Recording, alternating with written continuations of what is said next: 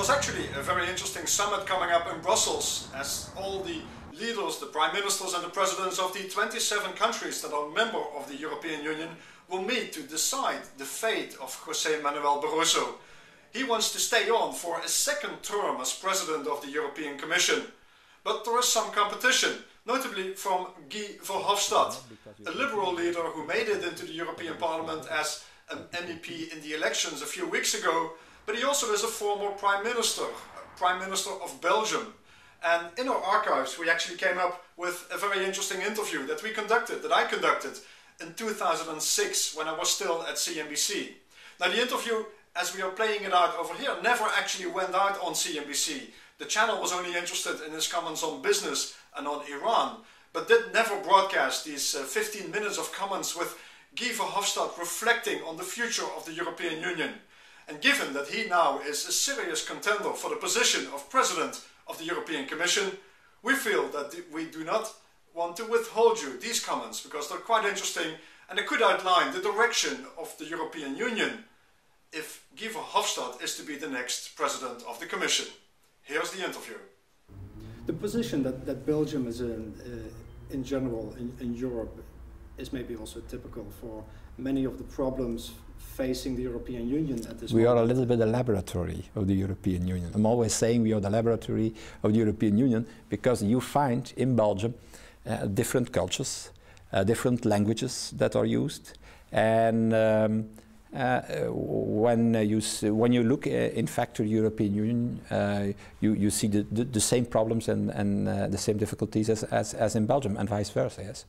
Then why don't we have a common approach by the European Union to this issue as taxes? Because obviously when investors look at Asia, they see big entities like China. I think it's very clear that in the near future it shall be necessary to have more convergence also on tax issues inside the European Union, because it's impossible to have one currency, one monetary union, and no convergence on social, economic and tax issues.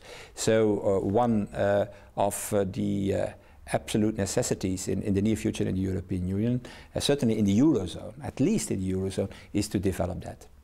So how should that be done? Should there be one corporate tax system for the Eurozone? I'm talking about not about harmonization, I'm talking about convergence. Convergence means that you're creating what I'm called corridors of common policies with minimum and maximum. Minimum are necessary to protect the social model in Europe, and maxima were necessary to have a competitive European economy.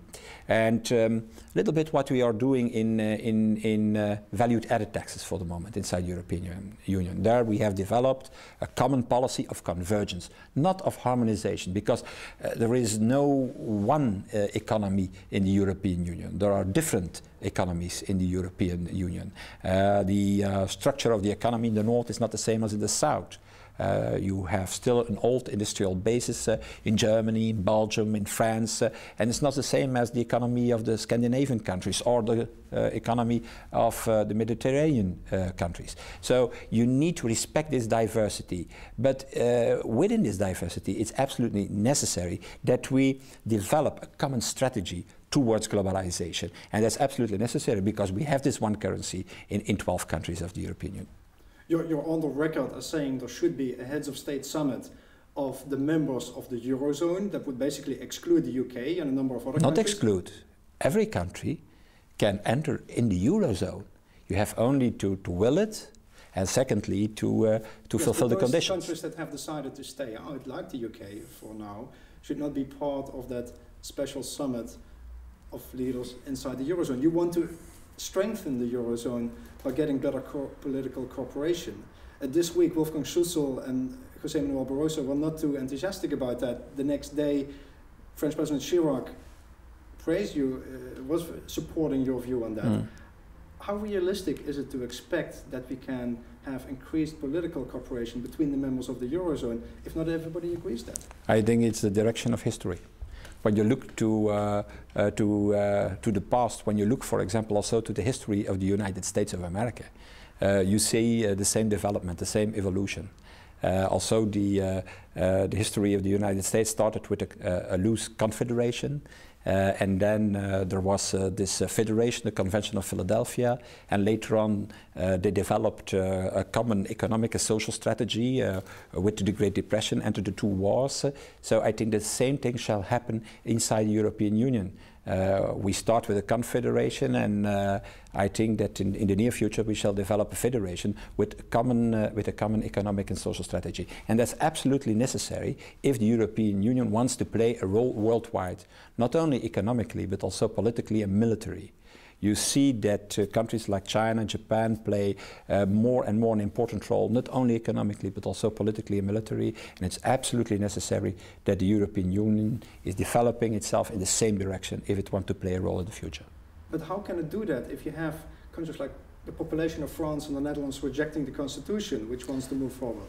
Yeah, but I think that the constitution was one thing, and it was very difficult to explain to the people what was the advantage of this constitution. I think that most of the people living in these countries want more European integration. If you do, if you ask to what they are thinking about European defense, for example, they are in favor of European defense. If you ask people in France and in the Netherlands about more European integration, they are not against more European integration. They didn't understand the necessity of this European constitution. So that's the reason why I'm proposing to start a more enhanced cooperation inside the Eurozone, because everybody understands that if you have one currency and one monetary union, you need also a common economic and social strategy. So what should happen then to make that possible? Because Austria is saying, well, we're not going to... But it's normal that the presidency of the European Union, Austria, is saying, okay, I am in the lead now of the European Union. We have to do everything with 25. I'm also in favor of doing that. In my book, I'm saying, okay, I hope that we can develop this new strategy with 25 member states. But if it is not possible, at least we have to do it with the members of the Eurozone. And again, the Eurozone is an open cooperation. Every country can enter. The new members of the European Union shall enter in the Eurozone in the next year. That's very clear. And so it's not a closed club, but an open cooperation. So would you take an initiative for such political cooperation in the Eurozone if the current presidency of the EU does not do that? Yeah, but I didn't propose to have a meeting now in the next weeks, in the next months. I said that in the near future it's absolutely necessary that the countries of the Eurozone are working together in a more intensified way than it was in the past. And I think that's also the meaning of a number of other political leaders inside the European Union. And that's the reason why we have the Eurogroup, and why we have already these meetings of the ministers of finance of the Eurozone. So who should take that initiative then? I think that automatically in the next 2 years everybody shall see the necessity to do that. First of all, it's necessary that everybody is making the analysis. Until now we said that we started a reflection period inside the European Union. And in my opinion, this reflection period is more and more a Spanish siesta than a reflection period. The brains are not working. So it's absolutely necessary that everybody is reflecting on the problems we are facing. And I think that afterwards it shall be very clear that an enhanced cooperation inside the European Union, if it is possible, and inside the Eurozone, if it is necessary, is the best way to handle. So you're saying you're disappointed with the reflection period as it is at the moment? I'm saying it has to be a real reflection period, and a real reflection period means that brains are working.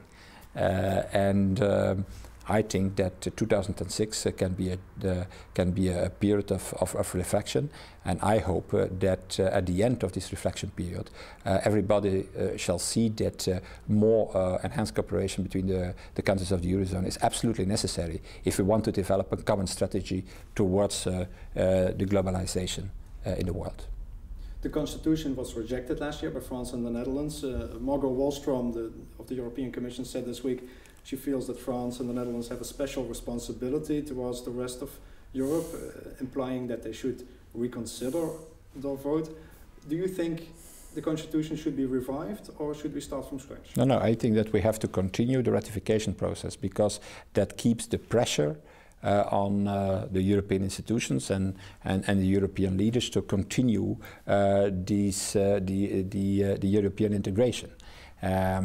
So I think that we have to continue this ratification process. But then you would disregard the votes in France and the Netherlands. So that is their responsibility to see at what moment it is possible to do that.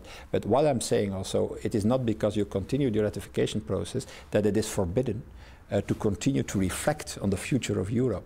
It's not because there was a no in France and the Netherlands that there is no necessity to continue this process of European integration.